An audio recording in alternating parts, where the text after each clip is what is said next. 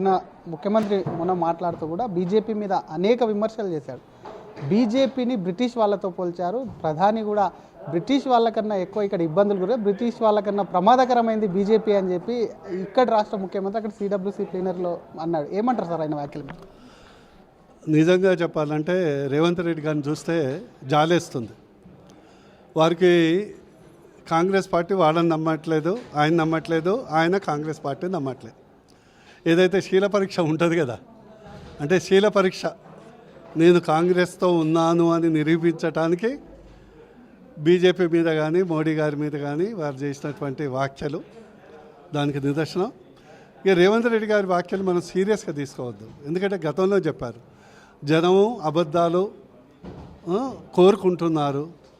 ఈరోజు మోడీ గారిని తిడతాడు, బీజేపీని తిడతాడు, ఢిల్లీలో పోయి బీజేపీని క్షమాపణ అడుగుతాడు, కాళ్ళ మీద పడతాడు.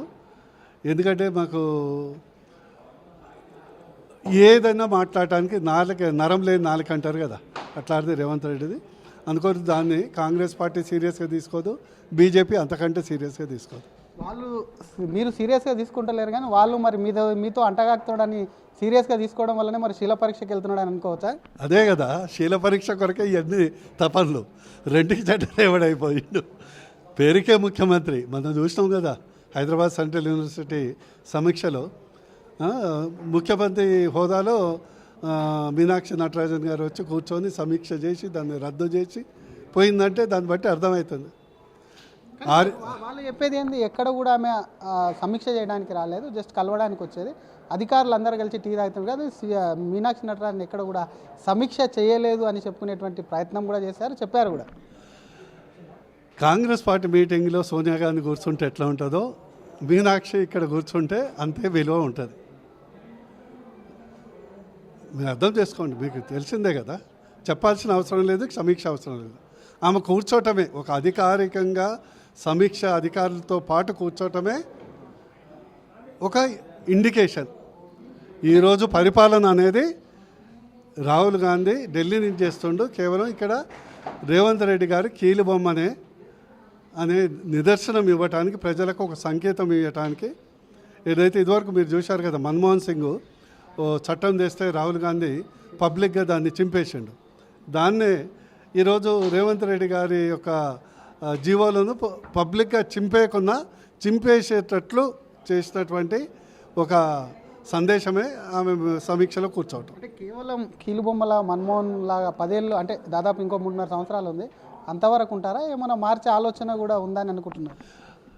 మాకు తెలుగులో సామెత ఉంది, ఆరిపోయే దీపానికి వెలుగు ఎక్కువ అన్నట్టు. ఈరోజు రేవంత్ రెడ్డి గారు ఏంటంటే ముందు నొయ్యి వెనక గొయ్యి. పేరుకు ముఖ్యమంత్రి, పవర్ మాత్రం ఢిల్లీలో, మంత్రులు ఎవరు వినట్లేదు. ఉంటాడో తీస్తారో అనేది సందేహం. బీజేపీ భయం లేకుంటే ఎప్పుడో తీసేవాళ్ళు. ఈరోజు తెలంగాణలో బీజేపీ గవర్నమెంట్ పడిపోతే బీజేపీ అధికారంలో వస్తుంది, ఉన్నది ఒక్క గవర్నమెంట్ పోతుంది, అంతో ఇంతో నెలకు వచ్చే సంచులు బంద్ అయితే అనే ఒక భయంతో అధిష్టానం కూడా అట్లా అంటి ముట్టనట్టు టామ్ అండ్ జెర్రీ ఉంది కదా, వాళ్ళిద్దరి మధ్యలో రిలేషన్ టామ్ అండ్ జెర్రీ. ఎట్లా భయం సార్? ఎమ్మెల్యే అందరిని తీసుకొని మీ పార్టీకి వచ్చి ఆయన సీఎం కుర్చీలో మళ్ళీ కూర్చుంటారని భయమా? బీజేపీ అలయన్స్ అయ్యి ప్రభుత్వాన్ని ఏర్పాటు చేస్తారనే భయమా? మళ్ళీ ఎలక్షన్ వచ్చి బీజేపీ గెలుస్తారన్న ఏ భయం సార్? ఒకటే భయం, అంటే పార్టీ పడిపోతుందేమో, గవర్నమెంట్ పడిపోతుందేమో, మధ్యాంతర ఎలక్షన్స్ వస్తాయేమో, బీజేపీ ఖచ్చితంగా కాంగ్రెస్ పొందబెట్టడానికైతే 4 కోట్ల ప్రజలు డిసైడ్ అయి ఉన్నారు. కాంగ్రెస్లో ఉన్న పెద్దలు కేవలం దీపం ఉండగానే ఇల్లు చక్కదిద్దుకోవాలని దోచుకోవటానికే ప్రణాళిక, ఇంక్లూడింగ్ హైదరాబాద్ సెంట్రల్ యూనివర్సిటీ కూడా ఇవన్నీ బోగస్, కేవలం దోచుకోవటానికి ఒక ప్రణాళిక. మీ ఎంపీ కూడా ఉన్నారని మాట్లాడుతున్నారు కేటీఆర్. హైదరాబాద్ సెంట్రల్ యూనివర్సిటీ అక్రమాలు ఏవైతే ఉన్నాయో వాటికి దాని వెనక తెర వెనక బీజేపీ ఎంపీ కూడా ఉన్నారన్నారు. మీరు ఎలాగో మాజీ ఎంపీ, ప్రస్తుతం ఉన్న ఎంపీలు ఎవరున్నారు, మీకు ఏమైనా ఐడియా ఉందా సార్? అదే కదా, ఇప్పుడు కేటీఆర్ గారు సెన్సేషనల్ కొరకు చెప్పడం జరిగింది. ఎంపీ ఎట్లా ఉన్నాడో, ఏదే విధంగా ఉన్నారో ఆయనే జవాబు చెప్పాలి, అంతే కదా. ఒట్టేనే ప్రకటనలు చేసి ఆ రోజు హెడ్డింగ్ బ్రేకింగ్ న్యూస్ సరిపోతే అదేమవుతుంది, అది మధ్య సెన్సేషనల్ ఐటమ్ సాంగ్ అయింది కదా, అది సర్ప్రైజ్ అవుతుంది. ఇంకొకసారి మీరు ఇందాక మాట్లాడితే ఆయన బీజేపీకి ఆయన శీల పరీక్ష అన్నారు కాబట్టి కేటీఆర్ కూడా ఇదే వ్యాఖ్యల్ని కోడ్ చేస్తూ బీఆర్ఎస్ వాళ్ళు ఒకటే చెప్తున్నారు, ఈ దేశంలో ఉన్నటువంటి దాంట్లో అత్యంత ముఖ్యమంత్రి పవర్ఫుల్ రేవంత్ రెడ్డి, ఎందుకంటే 2 జాతీయ పార్టీలు అండ ఉంది ఆయనకు. ఒకవైపు బీజేపీ మద్దతు ఉంది, ఇంకోవైపు కాంగ్రెస్ మద్దతు ఉంది. మీ మాటలు చూస్తే నాకు కూడా అట్లనే అనిపిస్తుంది. నిజంగానే 2 పార్టీలతోనే ముఖ్యమంత్రి ఉన్నారు ఆయన. మా పార్టీకి ఆయనతో ఎలాంటి సంబంధం ఎందుకుంటుంది? మా పార్టీకి ఎందుకుంటుంది? ఆయన ఏదో డ్రామాలు వేస్తున్నాడు. ఇక్కడ గల్లీలో తిట్టడం, ఢిల్లీలో పొగడటం అనేది డ్రామాలు వేస్తుండ్రు. డ్రామాలు ఎక్కువ నడవవు. ఇప్పుడు ఎగ్జాంపుల్ ఏంటంటే, వారు చేయాల్సింది ప్రజలకు నిబద్ధతతో పరిపాలన. వారు చేసినటువంటి ఏదైతే 6 హామీలు ఉన్నాయో, లేకుంటే మిగతా యొక్క 420 హామీలు ఉన్నాయో దాన్ని అమలు చేసే ప్రయత్నం చేయాలి. ఎట్లా ఉందంటే, నాకు ఈ పరిపాలన చూస్తే ఒక సినిమాలో ఒక జోక్ ఉండే, వేణుమాధవ్ అది. క్వశ్చన్ ఒకటి అడుగుతుంటే ఆన్సర్ ఒకడు చెప్తుంటాడు. మీ నాన్న పేరు ఏంటంటే అప్పట్లో ముషారఫ్, ఇప్పుడు బుట్టో అన్నట్టు. ఇప్పుడు నీ రైతు భరోసా ఎదురబాయి, రైతు కూలీలకు ఎదురబాయి, కౌలు రైతులకు ఎదురబాయి, వడ్లకు 500 బోనస్ ఎదురబాయి అంటే యంగ్ ఇండియా పెడతాను. గురుకుల పాఠశాల ఏమంటే ఇంటిగ్రేటెడ్ పాఠశాలను, లేకుంటే ఇక్కడ ఉన్నటువంటి విద్యార్థులకు సంబంధించినటువంటి ఫీజు రియంబర్స్మెంట్ ఎదురబాయి అంటే ఫ్యూచర్ సిటీ అంటాడు. ఎగ్జాక్ట్గా అదే సీన్ వస్తుంది. వేణుమాధవ్ క్వశ్చన్ ఒకటి, ఆన్సర్ ఇంకోటి. Only diversion diversion diversion. భూసేకరణ చేయకుంటే అభివృద్ధి ఎలా సాధ్యం అనేది కాంగ్రెస్ నేతలు డైరెక్ట్ ప్రశ్నిస్తున్నారు. అసలు అది ఎస్సీకు సంబంధం లేదు. సంబంధం లేని భూమిని తీసుకొని అంటగాకడం కరెక్ట్ కాదు. అది రిజర్వ్డ్ ఫారెస్ట్ కూడా కాదు. బీజేపీ కావాలనే రాష్ట్రంలో మమ్మల్ని ఒకవైపు ప్రజల్లో పల్చన చేసేందుకే ప్రయత్నం చేస్తుంది అనేది వాళ్ళ ప్రధానమైన వాదన. కాంగ్రెస్ను పల్చన చేయడానికి ఏ పార్టీకి అవసరం లేదు. ప్రజలే ఆల్రెడీ పల్చన చేయటమే కాదు, అందరూ బ్లడ్ బాయిల్ అయ్యి ఎప్పుడు కూలిపోతుందా అని ఎదురు చూస్తున్నారు. ఎప్పుడు కూలిపోతుందా, ఎప్పుడు పడిపోతుందా. సో బీజేపీ మాకు కాంగ్రెస్ను బదనాం చేయాల్సిన అవసరం లేదు. కాంగ్రెస్ చేసే కుతంత్రాలను అడ్డుకోవటమే మా యొక్క లక్ష్యం. తెలంగాణను 3.5 సంవత్సరాలు కాపాడుకోవటమే బీజేపీ లక్ష్యం, కొల్లగొట్టకుండా. ఈయన 400 ఎకరాల అభివృద్ధి. ఇబ్రాహీంపట్నం మా కాన్స్టిట్యున్సీలే 26,000 ఎకరాల భూమి ప్రభుత్వం ఉంది. ఫార్మాసిటీ పేరు మీద 19,000 ఎకరాలు ఉంది కదా. మా కోయడే దగ్గర గవర్నమెంట్ 290 ఎకరాలు ఉంది. అదే ఫ్యాబ్ సిటీ కింద 900 ఎకరాలు ఉన్నది. కేవలం ఇది భూదంద. ఇప్పుడు సింపుల్గా చెప్తున్నా, ఇది క్విట్ ప్రో కో. ఇప్పుడు ఏంటంటే భూముల రేట్లు పడిపోయినాయి, రియల్ ఎస్టేట్ పడిపోయింది, వేలం పెట్టాలి, ఎవడు రాకుండా చూసుకోవాలి.